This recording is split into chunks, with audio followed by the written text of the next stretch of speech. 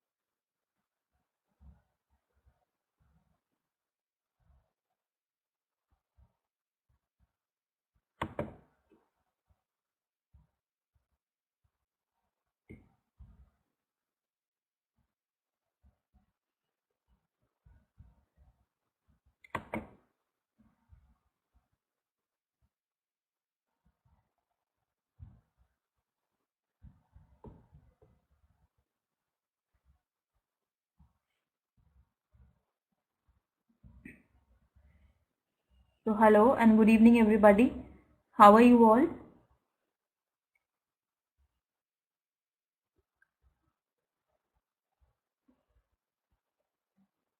Am I audible to everybody? I know you must be a little surprised. It is your sir's class, but since he's not well, so I'll be taking the class on his behalf. Alright?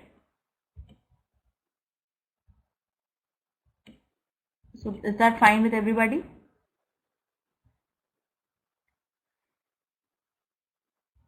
He's down with fever, I think. I think it's a viral fever, so it will take a course of 3-4 days to go away. Alright? Kazi, good evening. Welcome to class. I'm seeing you for the first time. So are you a new student?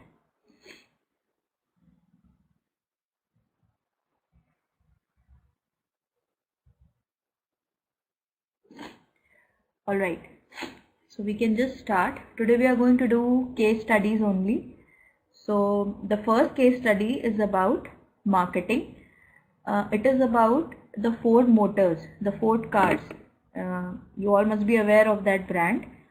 It is about that only. So it is a case study in which we see how the Ford cars have become the favorites of people, how they have managed to do that, what policy has been adopted by them. Okay, and this will be followed by certain questions. So we can just start with this. I hope the screen is visible to everybody. Can you all see the board?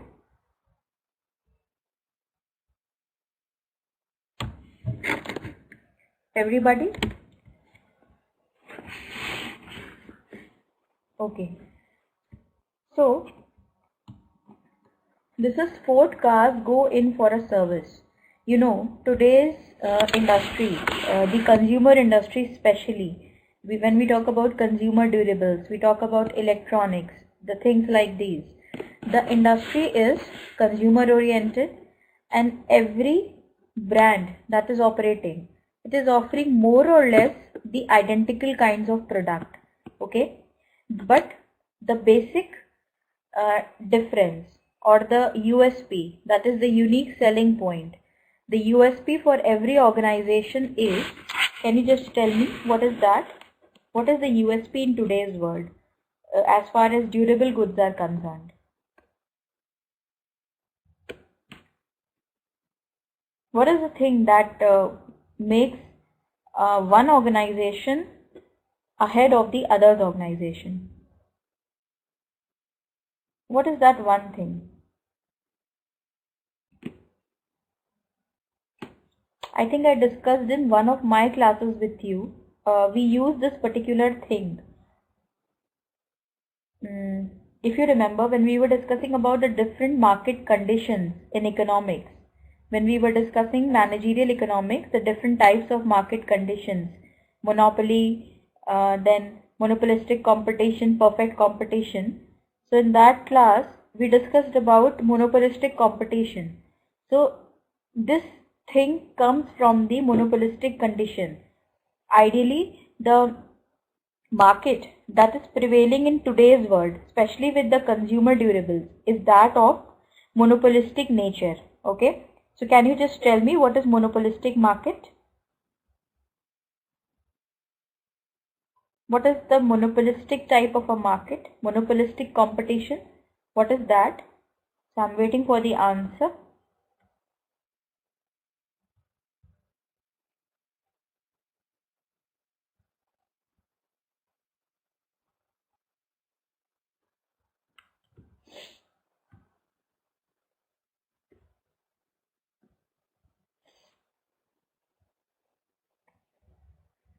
Yeah, Kelvin, Razi, Sandeep, Kazi was not there, Monachin, Prabha, good evening, welcome to class.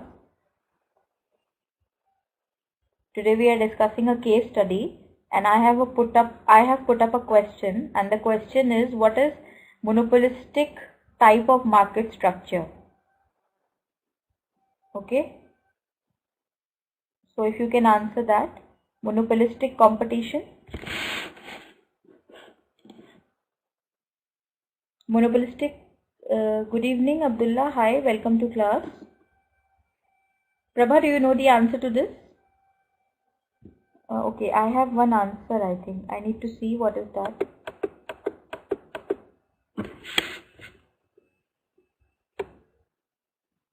Okay, products that are differentiated from one another. Yes, Monachin, very correct. So, what is the thing that holds the consumer to a particular organization? It is the after sales service. Okay, it is the after sales service that the companies are offering to their consumers. So, in this also we see that Ford Motors, it takes up like an edge over its competitors because of the after sales service or the services which it is offering to its consumer. Okay, so we can just read it. To many people, cars come pretty close to the ground, to the goods dominant extreme of a goods service continuum. They are produced in factories from the combination of thousands of components, and to most people, the physical properties of a car can readily be assessed. Like what is the mileage, what is the average, what is the seating capacity, what is the horsepower of the engine, all that thing. But recent experience from the car sector suggests that car manufacturers may be rather more enthusiastic to describe themselves as service-oriented companies. Okay, now every car manufacturer is more inclined towards offering such kinds of services. The days are long gone when a car manufacturer would sell a car on the strength of its design features and then forget about the customer until the time came to replace the car 3 years later. Alright, now the situation is different. The car, the design is same, the make is same, the engine is same. So how do we get hold of our customers? That is the question. So car manufacturers have realized that car buyers seek more than the tangible offering, important though that is. Good evening, Sheikh. Welcome to class. We are discussing a case study. Okay, we have just started. It is about Ford Motors, Ford cars.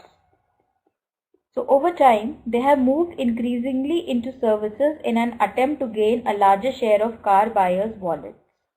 So in the UK, Ford has led the way in many aspects of this increasing service orientation. So it saw an opportunity in the 1970s with the liberalization of consumer credit regulations to offer car buyers loan facilities with which to make their car purchase. Okay, like if I talk with reference to India, this car loan is a very recent concept. It has emerged in not more than a time span of 8 to 10 years. But see, in UK, this concept became popular in 1970s only, and Ford was the first company which provided this privilege to its customers. Not only did this make it easier for middle-income groups to buy its car, it also allowed Ford to retain the margins which would otherwise have gone to banks, who were the main alternative source of car loan finance. So Ford Motor Credit has become a licensed credit broker and a major profit center within the company. So they have set up a separate wing for this purpose.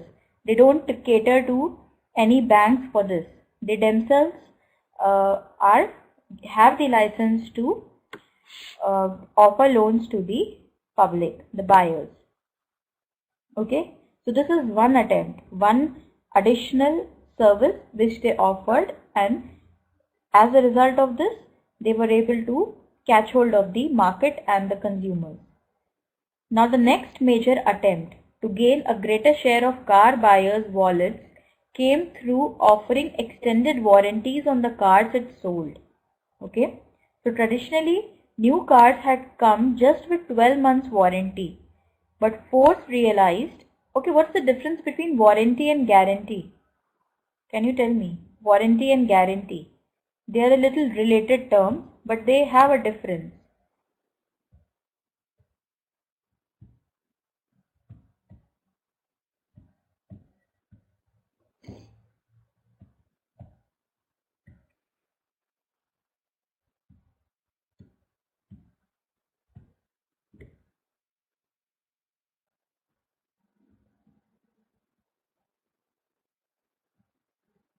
Warranty only for service without spare parts. Guarantee has replacement. Okay. Warranty only for service without spare parts. Yes, that is what I was looking for. Guarantee means the product will be replaced in case of any problem. Okay. But warranty is, it's not replaceable. Care will be taken but not replaceable. Okay. So initially only a warranty of 12 months was offered, but then Ford realized that many buyers wanted to buy peace of mind that they were not going to face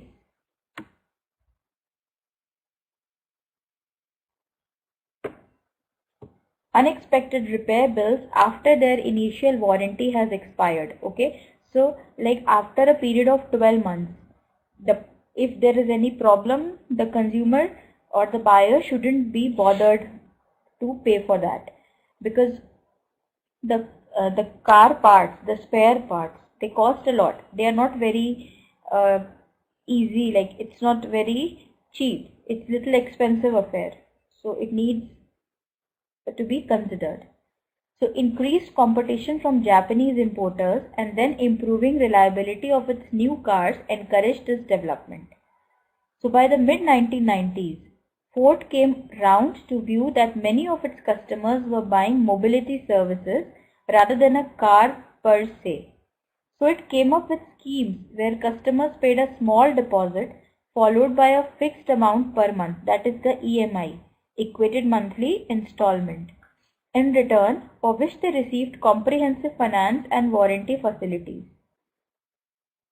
Like the consumer were to pay EMIs and the finance was provided by the company itself. So that, like Ford Motor Finance, that was easy for them to manage. In addition, it promised that the company would take back the car after 3 years and replace it with a new one. This was a new feature. This is not very prevalent in the market. So marketed under the Options brand name, Ford was soon selling nearly half of its new cars to the private buyers using this method. So over time, the scheme was developed to include facilities for maintaining and insuring the car. So in the 90s, this offer was given by Ford Motors in UK market. They are going to replace the car after a period of 3 years. So that was a pretty good attractive offer for anyone to buy the car. So this helped them to capture half of the market. So repairs and maintenance have always been important in the car sector, but manufacturers tend to lose out on much of the benefits of this because of a fragmented dealership network.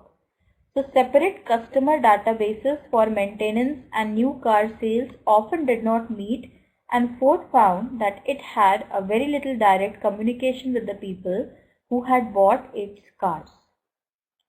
So now by 1990s, the dealership network was becoming more closely integrated with Ford's operations, and new opportunities were seized for keeping new car buyers within the Ford dealership system. So they focused on this aspect also. They didn't want to lose the customers. So recent buyers could be alerted to new services available at local dealers using a database managed centrally by Ford. You know, that customer care calls which we often get on our phone. So that was one of the means to make the buyers aware of the latest offers, latest schemes which are being offered at the nearest Ford centers. So numerous initiatives were launched, such as Ford's own mobile phone service. Ford sought to make it easy for customers to get back on the road when their own car was taken in for servicing. So the provision of car hire facilities contributed to the service ethos. Have you ever heard of such a service in Middle East?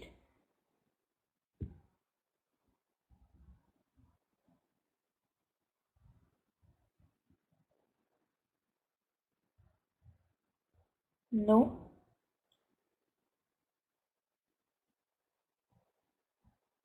But in UK, this was a practice in the 90s. Once you give your car for servicing, you can hire another car. What an offer. So in 1996, the company linked up with Barclaycard to offer a Ford branded credit card. So Ford found itself providing a service to its customer which was quite removed from the tangible cars that it sold. Okay, so apart from the normal car which was offered in the market, this company did a lot of things to catch hold of their customers. So they also offered a credit card. That was something really exciting for the customers.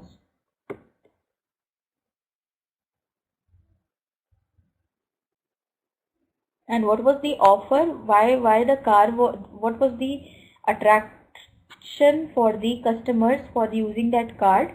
The points that were accrued using the card could be used to reduce the price of the new Ford car. Okay, that was one of the strategies which they adopted. So by 2000, volume car manufacturers had ceased to make big profits in the UK. So in 2002, Ford, with 18% of the market, made just £8 million in profits on its European operations. Falling profit margins on selling new cars were partly offset by profits made on service-based activities. So this is how they manage their benefits. Prabha, it was a credit card, and it was a normal credit card which could be used at the various outlets. And once the customer was making purchase with that card, so the points were being added. You must have seen that. That is in normal credit cards also. The points were accumulated, and Those points could be redeemed only in the purchase of a new car. The price can be lowered. Yeah, loyalty points. So, like as far as new car business was concerned, they were having marginal profits, very less, okay, on the very lower side. But these offerings which they made, these profits, like these services which they offered, these services helped them to make up for the profits in the other sectors. So, in the same year, the company made this billion worldwide from its credit arm, which arranged finance for about 40% of all new cars that it sold. So, but adding services is not a guaranteed route to increase profitability. So, Ford's acquisition of the quick fit tire fitting chain failed to be a success, and it was later sold back to its founder at a price well below what Ford has paid for it. You know, like they were trying to get hold of too many things. We have heard that. There's a saying in English, Jack of all trade and master of none. So this is what was happening with Ford company. They were trying to be Jack of all trade, but they didn't turn out to be master in one of their operations. Okay, like quick fit tire fitting chain they purchased, but they have to resell it because it was a loss venture. Could this have been a warning that Ford's core competencies lie in engineering and design rather than running labor-intensive service operations? So this was an alarm to them. So they were to be alarmed at this. So did you understand the case study, everyone?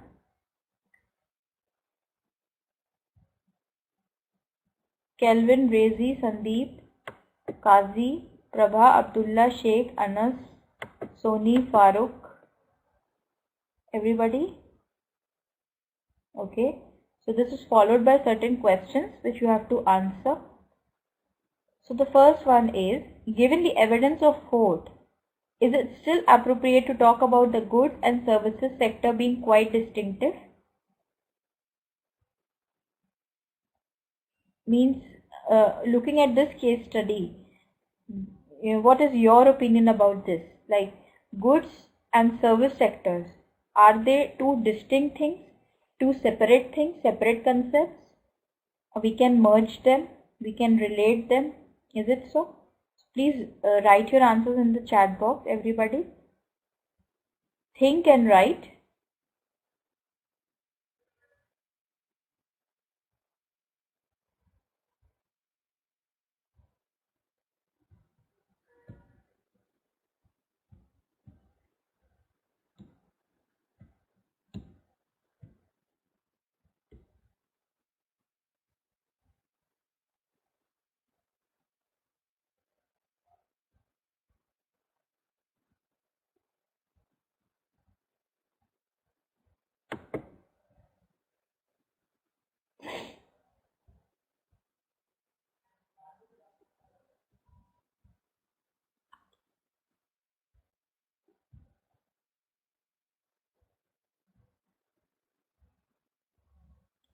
Okay, I'm getting some answers. Kazi is writing, and please, everybody, please type your answers.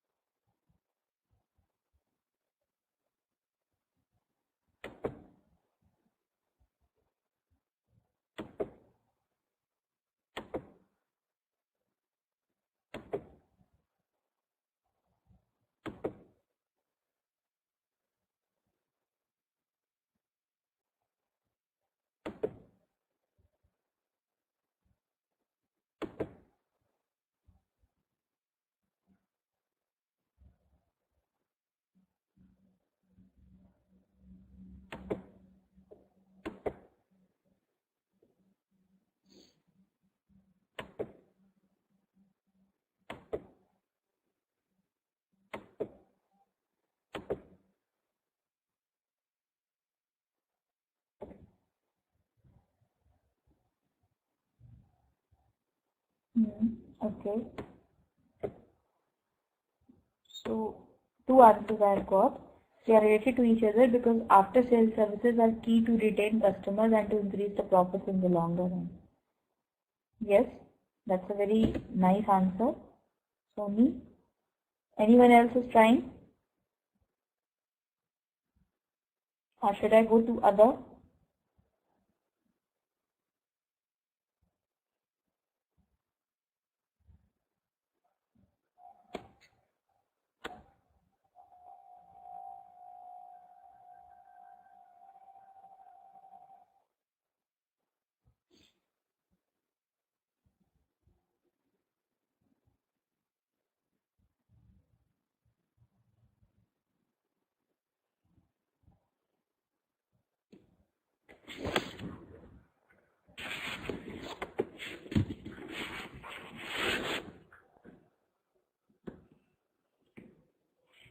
Without services, a brand can't be consistent to sell its goods. Okay, yes, that's right answer.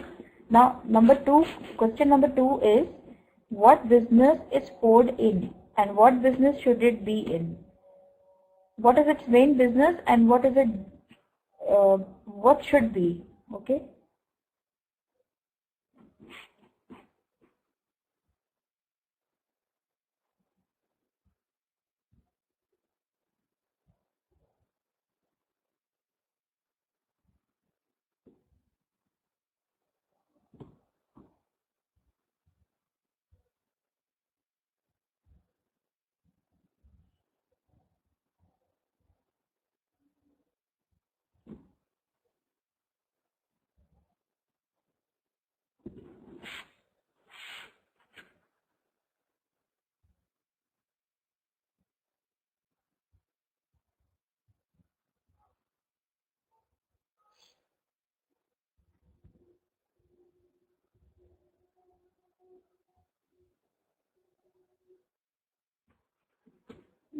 Goods and services sectors are not distinctive, need to have services or goods for long run benefit, should have appropriate norm. Okay. Alright. So what is the business of Ford Motors? Actually, it's into the selling of motors. Now, what business should it be in? It should be in the service sector or car manufacturing only. What should be its main business? And why actually?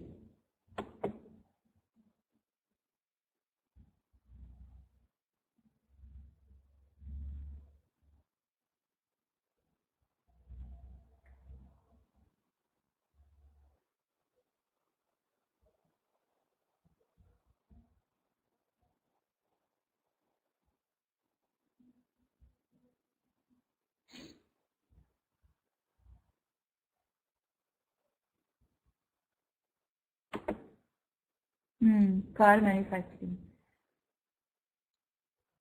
Now, the number three last question.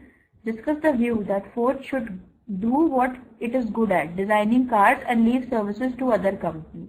What is your view on that? You have to answer that, okay? And I need answers from everybody. Kelvin, Razi, Sandeep, Kazi, and others as well. So, what are your views? Should it design cars and leave services to the others? What do you think?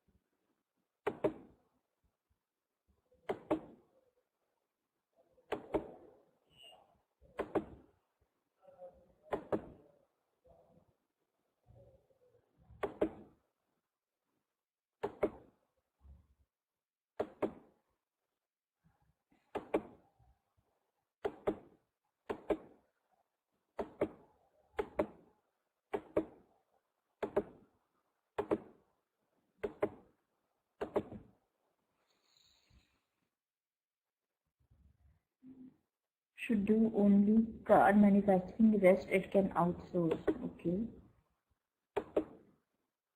Because you need to concentrate more on innovation. Alright. Okay. So I think now we can go to the other case study. Sandeep is writing the answer. Okay, fine Sandeep, just write your answer.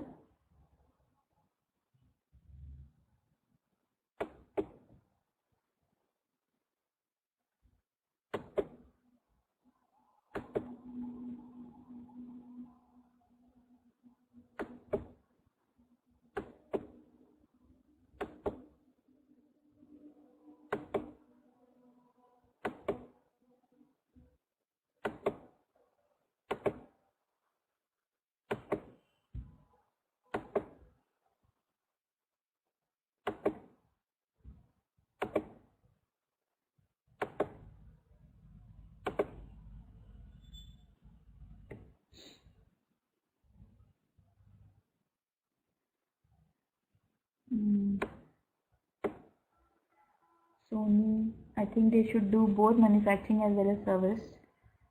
If they can do designing and engineering effectively, they can do service operations also effectively. Okay.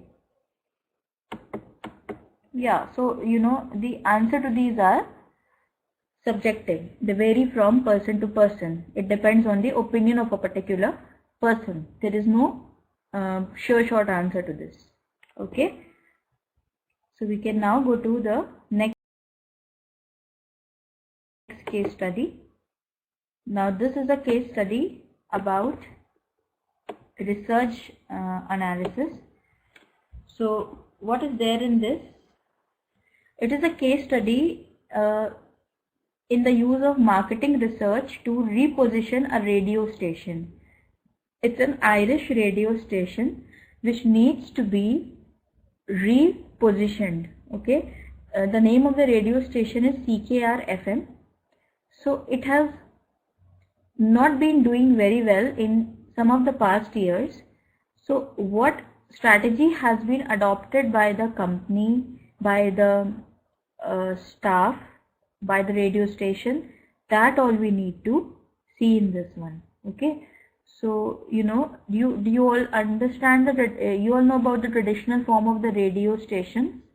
They used to be just 1 or 2 radio stations initially in every country, and they were like the they used to come from time to time. Like in the morning they started around 6 o'clock, from 6 to 12.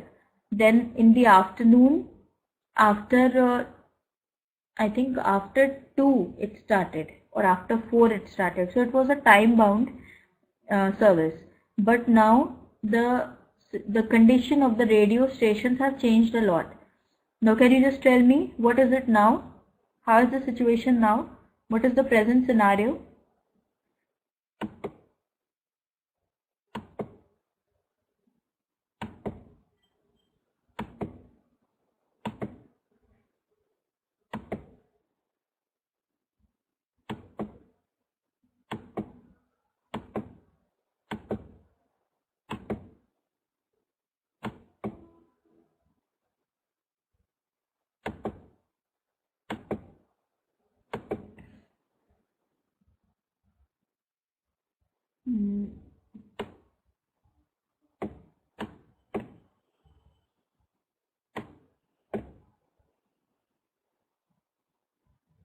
Okay, Prabha is giving the answer to that only. Yeah. Now, what is the present scene of the FM stations that I am asking? There are many radio stations. We have Radio Mirchi, we have Big FM, we have Radio City, and what else? Red FM. There are many radio stations, and they are offering round the clock service, except for few hours in the night, like after 1 or 2 o'clock in the night till 5 in the morning. They don't broadcast, otherwise they are available throughout the day. So how a traditional radio station is going to face the challenge presented before it by the new generation radio stations that it is all about. So in June 1987, the management of CKR FM had a problem. The station's listenership was gradually falling with an associated loss in advertising revenue. If you don't have viewership, you will, like in the television, if you are lacking the viewership, you will lose your advertising revenue. Similarly with the radios as well. The station had broadcast successfully from its launch in 1989 to 1996. But the measure used, yesterday listened, had fallen from 48% to 33% in 2 years. So, yesterday listened measures whether the respondent listened to any radio station the previous day or not. It was a tool. Okay. The question asks whether you heard or listened to any of the following radio stations yesterday. So, a list of the stations is then shown to the respondent. So, therefore, program schedules had to be changed to attract the new listeners. However, the chief executive needed information on the effect the changes were having. The official figures were released some months after the field work was completed, and management could not wait that long.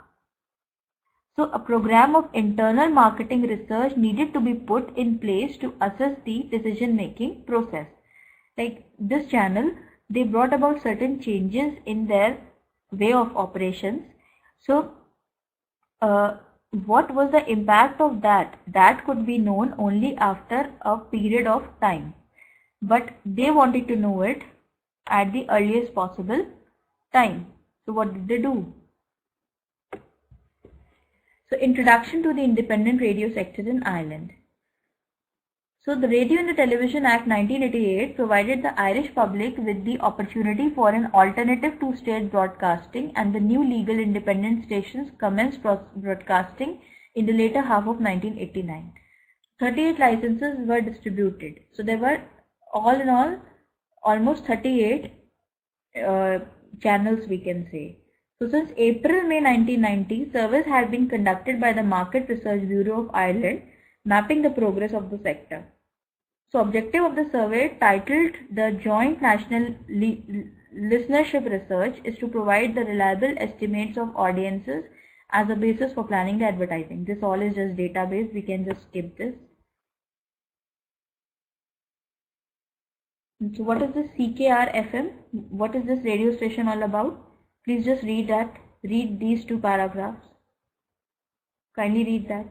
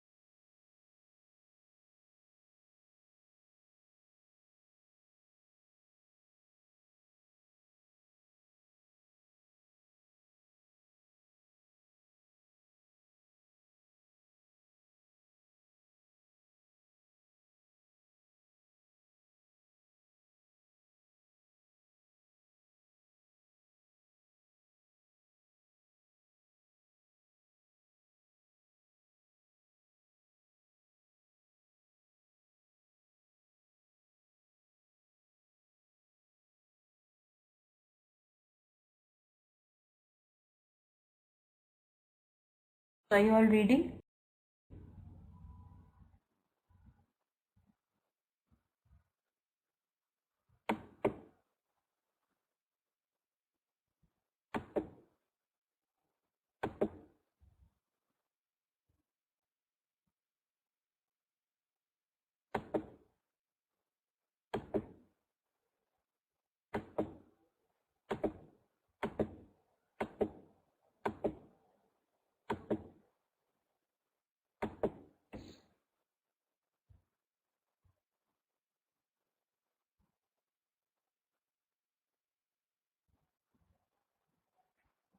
Okay.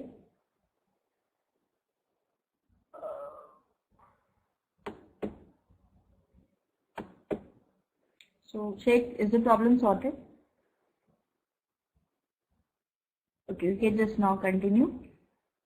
So this is FM broadcast to a population of 1,40,000 adults in the franchisee area to the southwest of Dublin city. So it targets the people of 25 to 50 years of age. So the program style may be described as adult contemporary music with comprehensive coverage of local news and sports. The station is now in its 10th year of broadcasting and has consistently maintained a broadcasting philosophy of promoting and enhancing the franchise area it serves. So CKR FM serves a very diverse area from the commuter belts of, like this is all the geographical explanation or the data.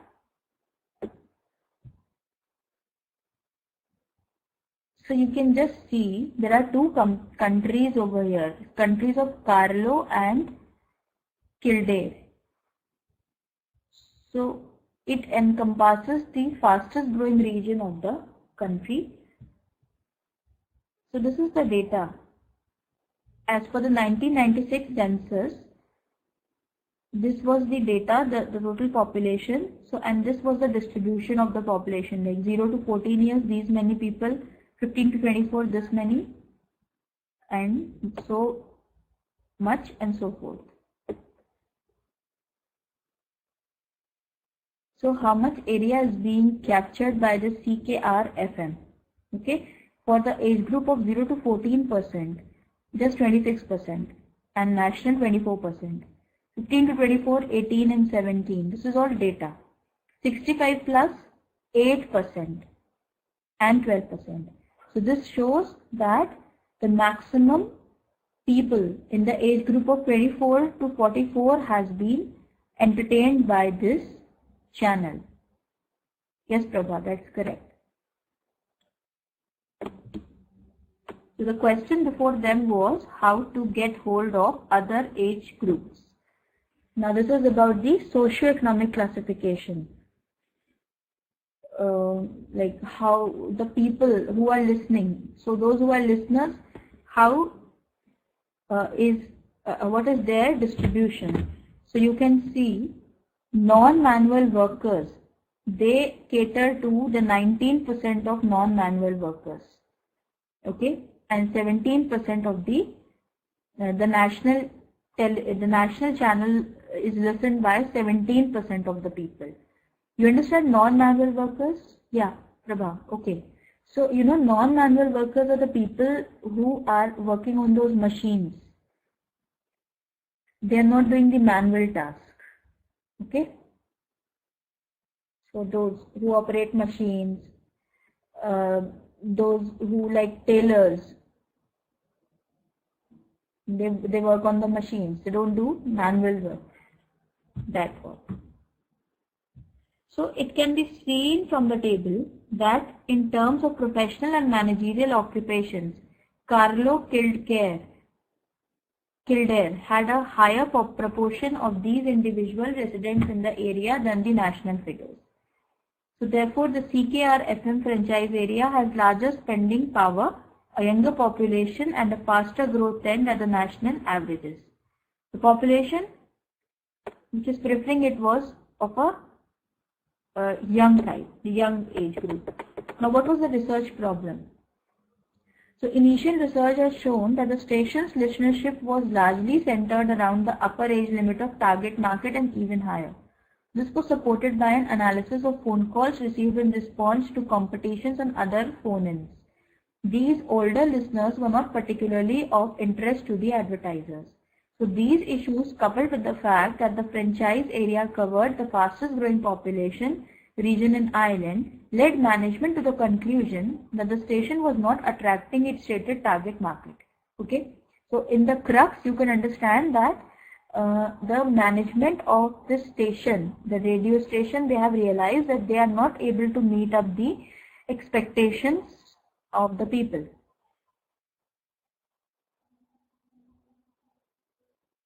So, and it appeared to be considered. Hello, Prabha? Still is it so? Am I clearly audible? Okay. Sheikh, is it not clear?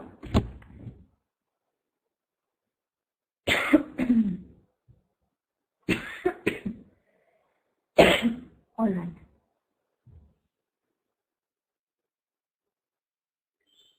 So, what they wanted was to become the highest listened radio station in the area. Okay.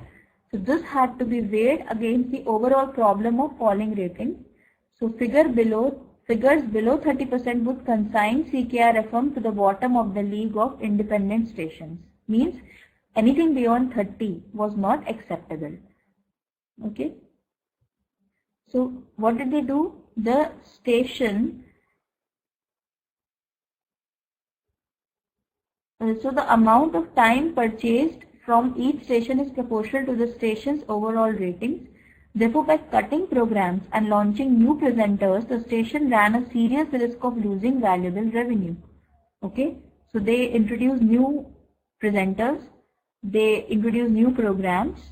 The challenge was to change the programs and launch new presenters, but to track the audience reaction within a very time-sensitive period to allow small changes to be made, either in music content or program style.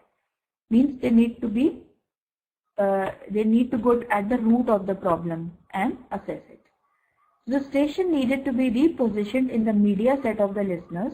So this required attitudinal research in relation to the station's music, news and sports output.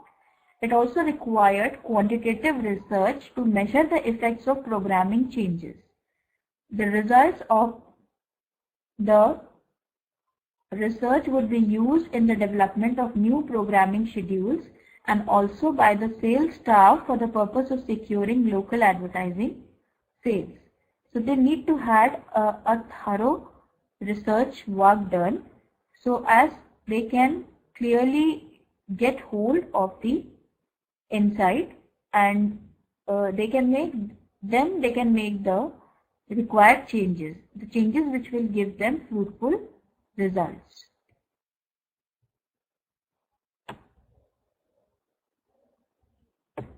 So, yeah, quantitative research as well as qualitative research. So management did not have the internal expertise in the company to address this problem. So they therefore need a consultant's report to recommend a research strategy that would assist them in formulating an overall marketing and broadcasting strategy for the station. So this was the conclusion. They needed a consultant's report. They needed experts' help, expert researchers' help, who can help them in formulating the overall marketing and broadcasting strategy of that station. Okay.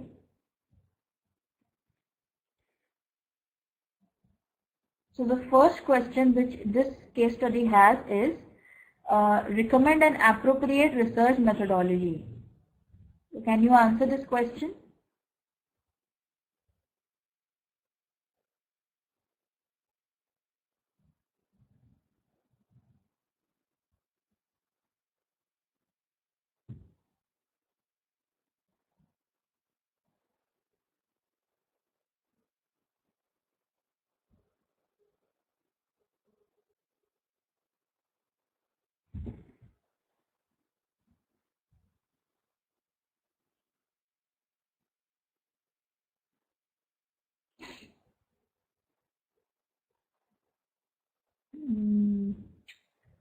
Okay. I think the questions are a little boring. It says about the qualitative and quantitative techniques available, then describe the sampling process. So this is all related to statistics somewhat.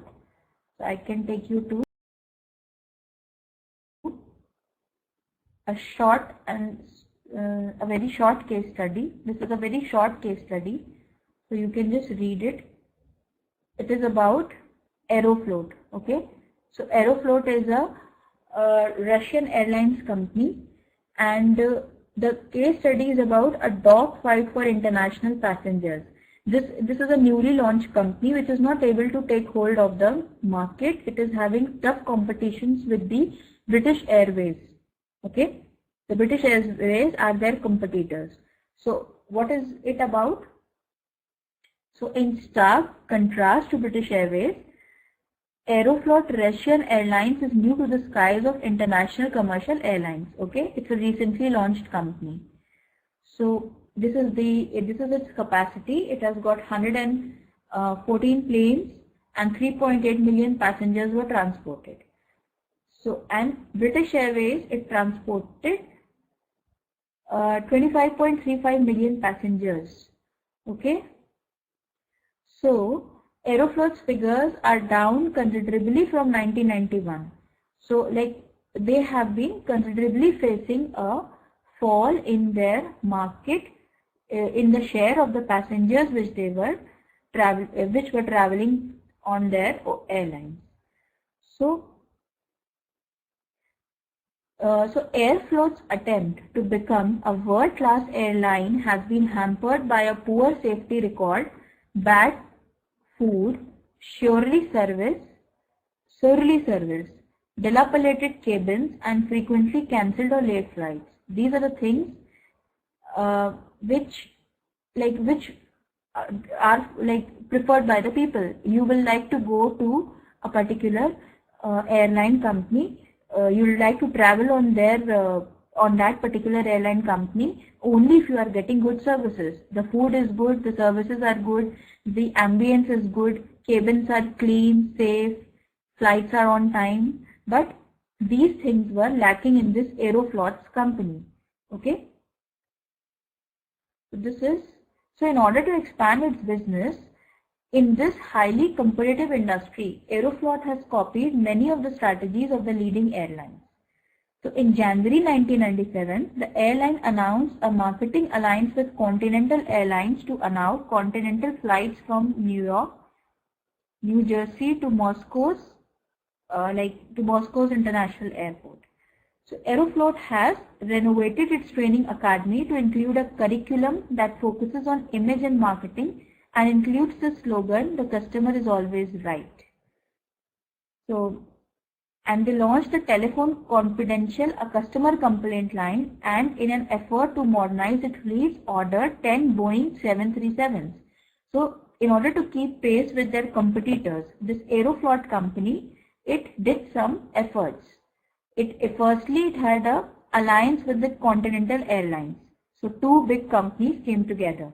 Then they launched a customer care helpline. Then they ordered some new planes. They included a new curriculum in the training so as to keep pace. So marketing has been a big part of Aeroflot's fight to gain back passengers. So image the airline has selected for itself in its first multimedia advertising campaign attempts to convince the skeptical customers that the airline has solved its safety and service problems. So the campaign uses magazine, billboard and TV commercials and features a flying elephant with a slogan that translates into light on its feet. Means they have created a very creative advertisement, an advertisement which reflects the services they have worked on. So the not so subtle message means that if elephants can fly, so can Aeroflot. Okay, that is the meaning of the catching line.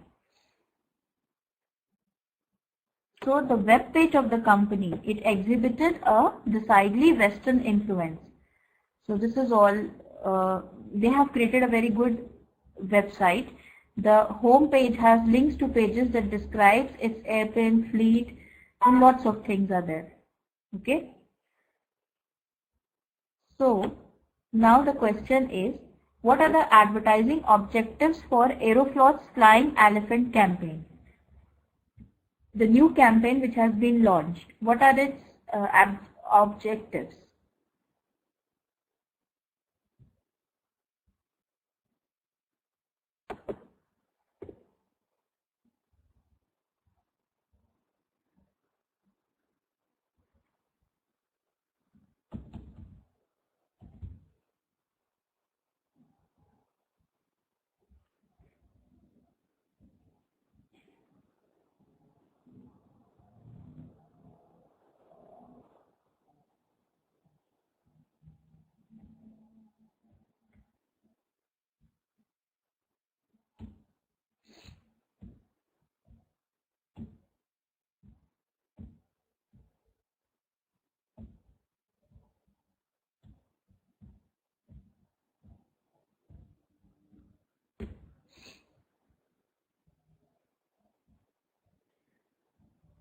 Okay. Light on its feet means what is the main objective of this campaign? The main objective was to to highlight the improvements they have made in their services so that people are attracted towards this airline. Okay. Then the next question says design a multimedia advertising campaign to position Aeroflot head to head with British Airways. This is a time taking question and it needs a comparative study. It needs analysis on the net, then only this can be done. So let's leave this question here. What is Prabha saying? It is saying, she's saying objectives are good and safe as well as heavier for passengers. Yes. Okay.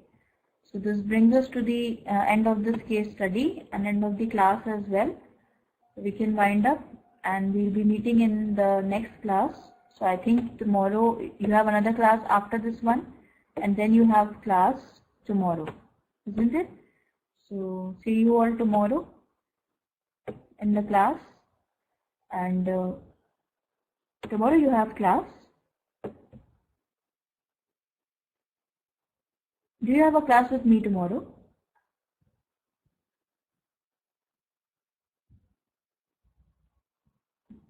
Okay, all right. See you then. Whenever the class is, see you all in that class. Okay, bye. Take care. Thanks for your time, everybody. And please give the feedback at the end of the class. And take good care of yourselves. Enjoy your weekend. Bye. Take care. Good night.